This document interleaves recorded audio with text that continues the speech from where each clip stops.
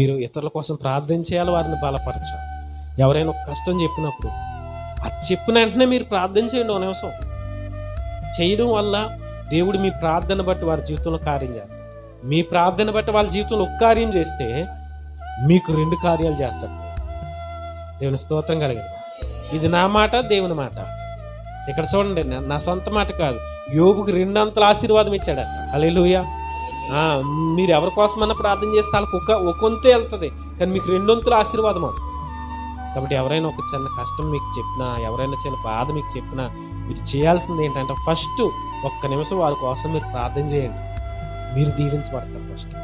రెండోది మీరు చేయాల్సిన పని ఏంటో తెలుసా? అమ్మ, దేవుని సన్నిధికి రండి, సంఘం అంతా ప్రార్థన చేస్తారు, సేవకులు ప్రార్థన చేస్తారు, మీరు దీవించబడతారని ప్రభువులోనికి వారిని నడిపించారు.